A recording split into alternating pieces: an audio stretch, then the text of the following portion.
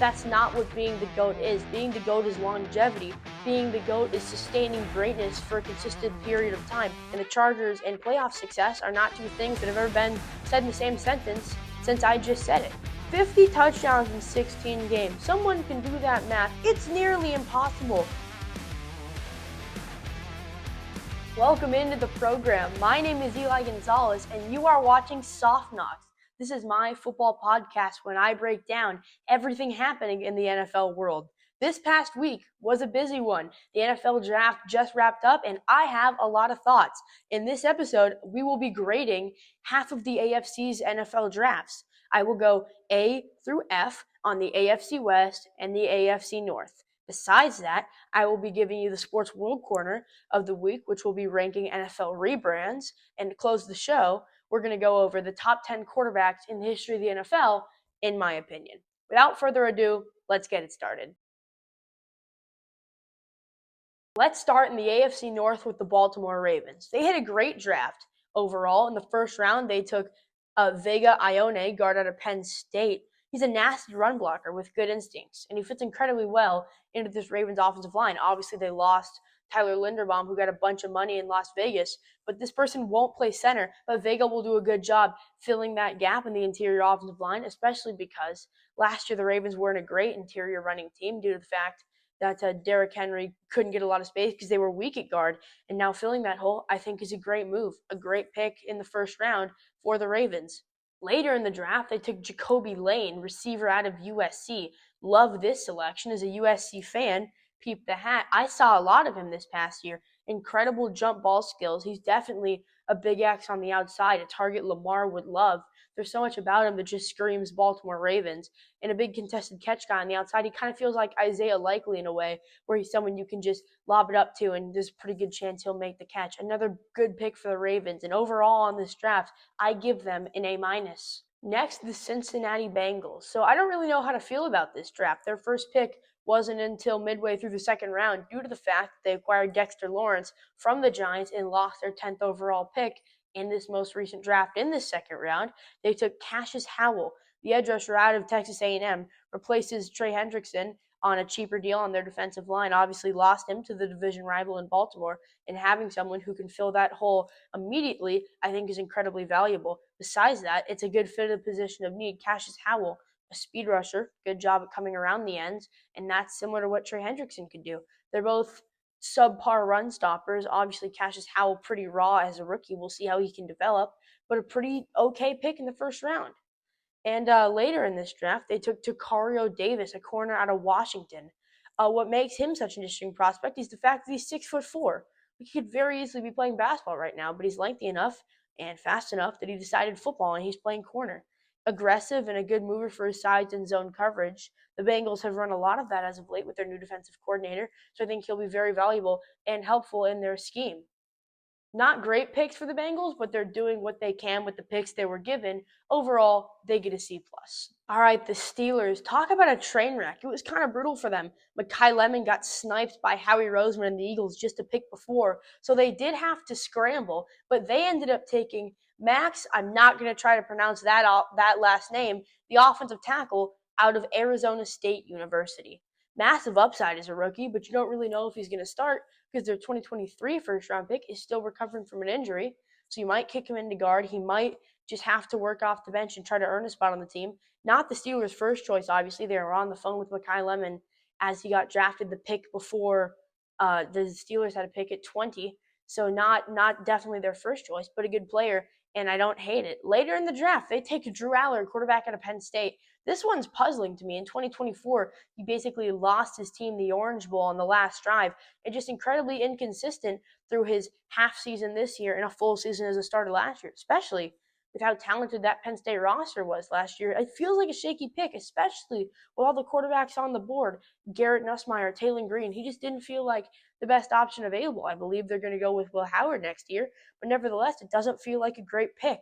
Overall, the Steelers, I'm giving them a D+. The Cleveland Browns, they had another high pick in this year's draft. It almost feels like tradition, but this time they take Spencer Fano, the offensive tackle out of Utah. According to them, he's the top lineman in the class. They had to pick of anybody at the position, and they took the left tackle. will start right away, which I always think is an upside. And versatility is really how you're valuable in this league. And he can play left tackle, right tackle. You can kick him into guard. Obviously, playing center is a skill in itself. But anywhere else on the offensive line, he can do that for you. And I think that's a great pick. Later in this draft, along with taking some great positional value in the later rounds, they take Taylon Green, the quarterback out of Arkansas. The definition of a freak athlete.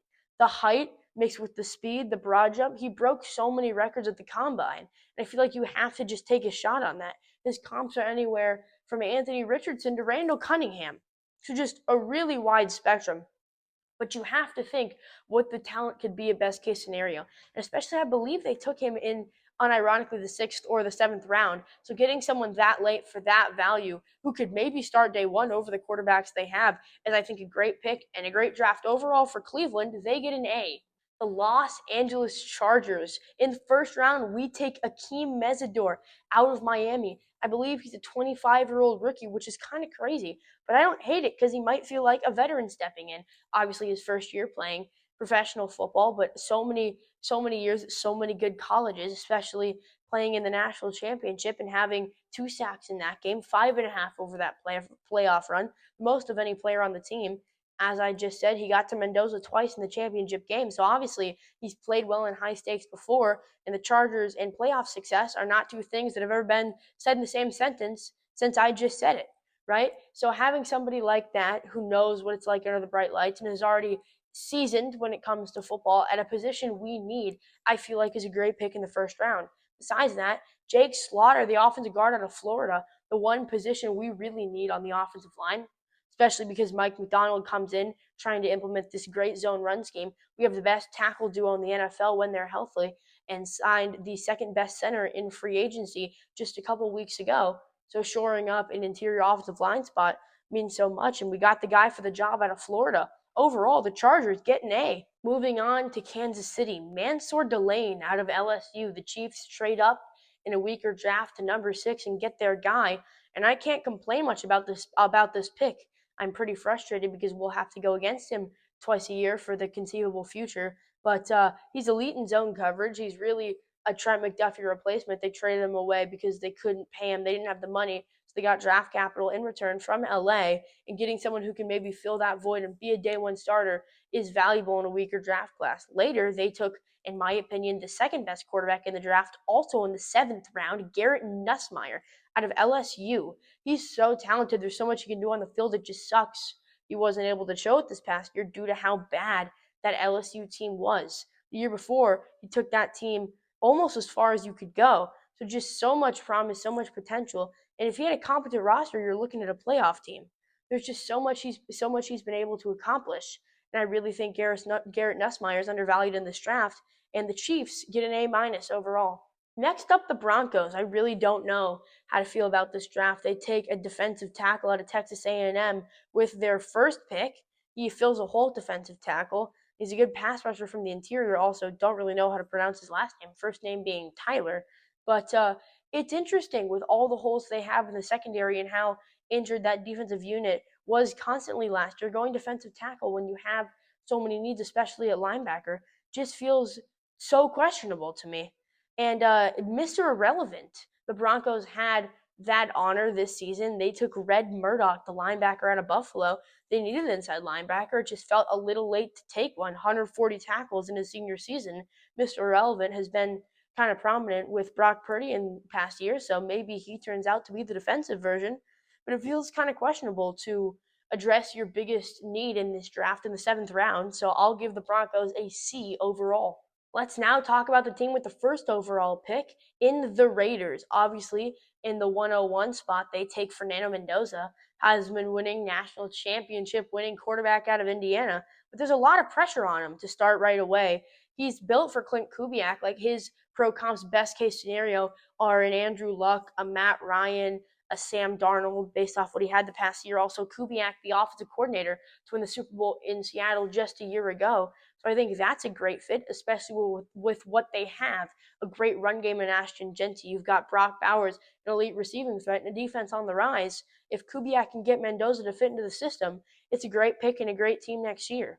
Speaking of value, in the later rounds, they take Jermod McCoy, the corner out of Tennessee. So the issue with him is he's just Jordan Tyson, but defensively. Injury was a big concern. But the year before this past, he was widely considered the best corner in college football. Just had a season-ending injury, and that really sucks. But that's just the reality of the situation. And be able to get him in the fourth round, Vegas should feel incredibly lucky. And with a great value pick and taking what I think is a slam dunk at the first pick in the draft, the Raiders get an A. Let's go right into our next segment. I will be talking about every NFL rebrand to happen this past offseason. There were 5 of them. I'm going to count you down, in my opinion, from 5 to 1 to go from worst to best. And we'll start with number 5. We'll start with the Atlanta Falcons. Their throwback jersey, they kept it, isn't anything new, and it's great. I have no complaints with their throwback jersey, but their home and away jerseys kind of feel like high school uniforms. Like San Clemente High School wears very similar colors. They just don't have a bird on the side of their helmet. And it's not a bad jersey, it just doesn't feel like an NFL one. The words feel very blocky and basic. It feels very similar to what to what the Cardinals did a couple years ago, and that wasn't great. So this, I feel like, is well deserved at 5 for me. At number 4, not much better, will be the Washington Commanders. The alternate jersey, I think, is great with the spear going through the W. That's a nice touch. But the burgundy and gold on the home jersey just really isn't doing it for me. And the white on the away, it's incredibly basic, very similar to the Falcons, which I don't love. The black jersey looks great with the spear through the W, but if that was with all the jerseys, I feel like they'd be better. They earned a spot here at number 4. At number 3, the Rams went a very interesting direction. They took the gradient out of their old jerseys and kind of replaced it for this more modern, old school looking one color for the big numbers and the stuff on the sleeves, which I love. Very reminiscent, especially on the home jersey of the Eric Dickerson era, and he's one of my favorite non-Chargers to ever lace up cleats and pick up a football. So they're very reminiscent of some of my favorite players. The colors are great, but the two above them are just so elite that they have nowhere else to be but number 3. At number 2, the Baltimore Ravens. A couple of Ravens fans watch this show, so I'm sure they'll be happy with this placement. But I absolutely love these jerseys. They didn't tweak them too much, but what they tweaked was so awesome. The new helmet design, I really love the changes they made to the jerseys, especially with the little feathers on the away jerseys, is great. They updated their helmets for their black and their all purple jerseys. They're 2 alternates, which I both love. The logo of the big raven staring at you is just so menacing, and I think that's what a football jersey logo should be. The Ravens, the second best rebrand of this NFL offseason. And at number 1, the Tennessee Titans, or should I say the Houston Oilers. They really go back to their roots, but take a modern spin on some of the best jerseys in the history of the NFL. The Warren Moon, Earl Campbell era is back in full effect here in Tennessee. I love the baby blue with the red outlines on the numbers. The white's a good punch, and especially the logo. The old Titans logo I really wasn't a fan of, and how they were able to change it up, add in the blue with the stars and the red. It just feels like a great overall logo, and with the design as the whole, I think the Titans nailed it. Baby blue is never a bad color scheme. I think in all sports, the Kansas City Royals and the Philadelphia Phillies both do a really good job, and the Titans are really matching that. A great jersey for a team that really needed the rebrand. The Tennessee Titans are the best rebrand of this NFL offseason. For our last segment, we will be closing the show how we always do, with a top 10 list. And for the second episode of Soft Knocks, the list will be the 10 best quarterbacks in the history of the NFL. This one a tough one to do. For some deep lore, the first Soft Knocks episode that was supposed to air about 2.5 years ago, we were going to break down the Chiefs-Niners Super Bowl that happened in Vegas, and we were also going to talk about a top 10 quarterbacks list. This list, not the same one I made when I was 12. This one, hopefully, a little better. And we'll kick it off at number 10 with Dan Marino. This is someone I was battling to make on this list, but I feel like with the talent alone, he has to be there. Such an incredible prospect, 6'4", 224. Dan the man, just everything you could want of a quarterback, especially for his era. The big knock on him, never a Super Bowl champion. 1984, Dan Marino is one of the best single years in the history of football for any quarterback, and many Dolphins fans cling to that as one of the best things to ever happen to them. And he had such a good career. But in my eyes, you have to at least have one Super Bowl. I know it's a team sport, but that matters so much to me. And him having such a long career and just not able to do it really stings. But at least he's on the list. Dan Marino at number 10. The ninth best quarterback in the history of the NFL is John Albert Elway, Broncos legend, two-time Super Bowl champion, a one-time MVP, a nine-time Pro Bowler, and a Hall of Famer. He's got everything you want on paper and the talent to boot. Just so skillful. There's so many players who have similar stats, but were really game managers. John Elway was a game changer. The athleticism, the ability to make every throw, especially across his body. He did a lot of stuff in the 90s that the Josh Allens of the world, that the Jordan Loves of the world, that the Pat Mahomeses of the world are doing today, and he really revolutionized that. John Elway, absolutely a spot on this list. He's got the all-time stats, but he also has the big counting stats, the All-Pros, the Pro Bowlers, the Hall of Fames. He's got the whole package. He's at number 9. In my opinion, the 8th best quarterback in the history of the NFL is Matthew Stafford. Rams legend, Lions legend, Georgia legend, so many different teams he's played for, so many different careers he has altered, and he has one heck of one for himself. In 2025, he had the best season of his career, 46 touchdowns, 8 interceptions, 4,700 yards with a 65% completion percentage. Obviously, such a great team around him, but to be able to do this at your age 37 season with all the pressure coming in preseason, the back injury he had, right? And being able to put this on display and winning an MVP consistently and convincingly over all the other people who were in talks preseason, beating out Drake May at the finishing line. It was so impressive to see someone this late in his career be able to go out and do it. And it's something that I've been seeing since I started watching football. He's been so good, especially his later years in Detroit. He was still able to put on a show and keep them in games just on his talent alone. And then you take him to such a good team in LA with Sean McVay and all the weapons they have. In his first year, he wins a Super Bowl. And that just really put everyone on notice on how good of a player he really was. And then winning an MVP this year, and with all the other counting stats that he has, Matthew Stafford, in my opinion, is clearly a top 10 quarterback of all time, and I have him at number 8.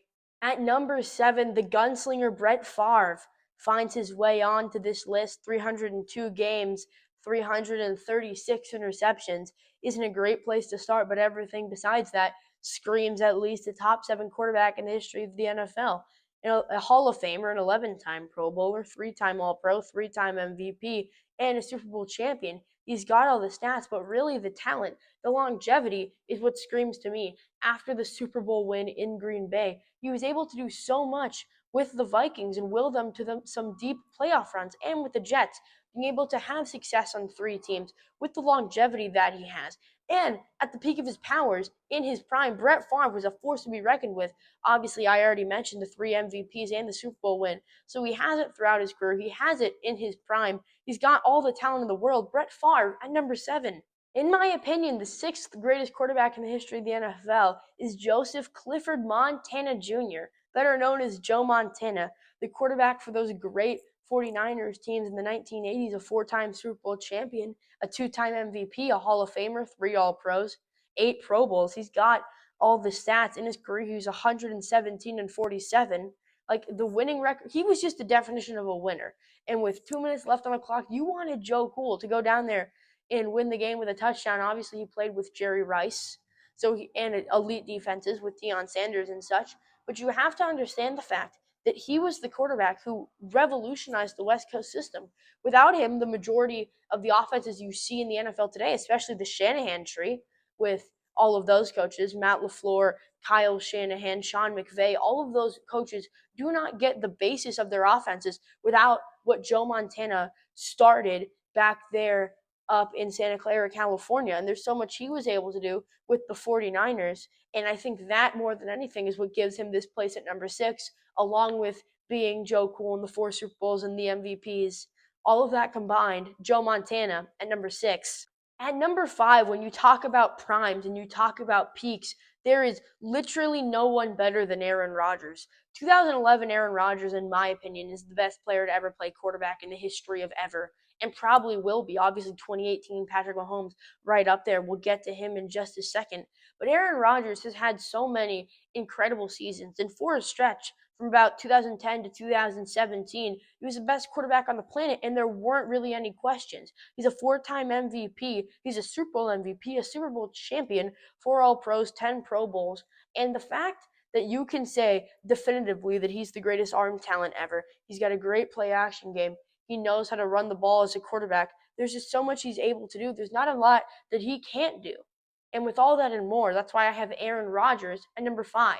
The fourth greatest quarterback of all time is Drew Brees. Chargers legend, did most of his winning with the Saints. But I'd like to start with this. In 2009, when he won that Super Bowl and that Super Bowl MVP, that's when New Orleans is recovering from Hurricane Katrina. And that story and that team in particular should warrant him a spot on this list. And him and that team able to will a city from the lowest point you could possibly be to Super Bowl champions. I know that doesn't fix all problems, especially with a hurricane, but it's got to count for something. And be able to bring such a morale to that city means so much, along with the fact that he has 80,000 career passing yards and 571 career passing touchdowns. He was dueling Tom Brady when he was in his early 40s, which is so impressive. He never was the most mobile. He never was the tallest, but the arm strength, the accuracy, and the definition of winning with timing. He's really someone I aspire to, the ultimate underdog, and Drew Brees is the fourth greatest quarterback of all time. At number 3, the greatest mind in the history of the game, it's Peyton Manning. What a player he is. 14 Pro Bowls, 7 All-Pros, 2-time Super Bowl champ, 5-time MVP, and a Hall of Famer. The 5 MVPs really speak for themselves. The fact that you can consider him the most valuable player in the NFL for 5 separate years is just so incredible to me. 71,000 yards, 539 touchdowns. The stats speak for themselves. But what he was able to do with being with the Colts and winning a Super Bowl with them, and then going to the Broncos and having that year with Emmanuel Sanders and Demaryius Thomas and making it all the way to the Super Bowls, just get absolutely boat raced by the Seahawks, but also being able to win a Super Bowl against the Panthers. So he makes it to 2 with his second team, and obviously all the success he had with the Colts, just such an illustrious career. And I call him the greatest mind in the history of the game, not for no good reason. His ability, Omaha, that's one of the most famous audibles of all time. That comes from him. That's why the Sheriff is the third greatest quarterback of all time. At number 2, give me Pat Mahomes. Obviously, the big knock on him is that he's only 30. But through the first 8 years of him being an NFL starter, 6 Pro Bowls, 2 All-Pros, 3 Super Bowl champs, 2 MVPs, 3 Super Bowl MVPs, and 2018 is probably the second greatest season in the history of being a quarterback. Let me read you the stats from this is his first year as a full-time starter. 5,000 yards, 50 touchdowns, 12 picks. That's crazy. 50 touchdowns in 16 games. Someone can do that math. It's nearly impossible. And him being on that high-flying offense with Andy Reid, that Chiefs team, Sammy Watkins, Tyreek Hill, Travis Kelce, all the weapons they had. Those teams were so fun to watch, and he was the reason why they were so good. And then after that era dies out, Hill leaves, Kelce gets older, they immediately go beat Philadelphia in a Super Bowl, and the next year go back-to-back. And made it to 3 in a row, the first team to ever do that, and he was the captain of that ship. Probably the second most talented person to ever hold a football, just behind Aaron Rodgers. He can easily beat them, and he's definitely on track to be the GOAT at age 33 Super Bowls, 2 MVPs. If he gets 2 more Super Bowls, 2 more MVPs, I am so ready to have a serious conversation. And if he can get 3 more Super Bowls, I don't think it's close. Obviously, we'll talk about who we have at number 1, but Mahomes is on the heels of GOAT status, and for now, he's at number 2. The greatest quarterback of all time is Tom Edward Patrick Brady Jr. What can you say that hasn't already been said? He's done everything there is to do. He holds every major record, 649 touchdowns, 89,000 passing yards, and he's 251 and 82 in his career. That's a crazy winning percentage. And 64% completion percentage on his career, along with being, I believe, 7-3 in the Super Bowl with 7 rings. Along with that, 3 MVPs, 15 Pro Bowls, 3 All-Pros. I don't think you could ever say that Tom Brady was the best quarterback on the planet, but that's not what being the GOAT is. Being the GOAT is longevity. Being the GOAT is sustaining greatness for a consistent period of time, and he's the definition of that. Retiring, unretiring, and almost winning a Super Bowl, and going to a new team, and then winning a Super Bowl. 6 with New England, first year in Tampa Bay, he goes and gets himself a ring. Obviously, that team was loaded with veterans, but he's the captain of that ship, and none of that happens without Brady coming to Tampa Bay, winning a Super Bowl with multiple teams, being the most winning quarterback in the history of the NFL. All the things line up to tell you that Tom Brady is the greatest quarterback in the history of the NFL. Thank you for watching another great episode of Soft Knocks. If you enjoyed, please tell a friend about me. I'm just starting and I'd love to get as many people to see this as possible. If you enjoyed, please tell me in the comments or like or subscribe, do all the things. And as always, I'll see you next time.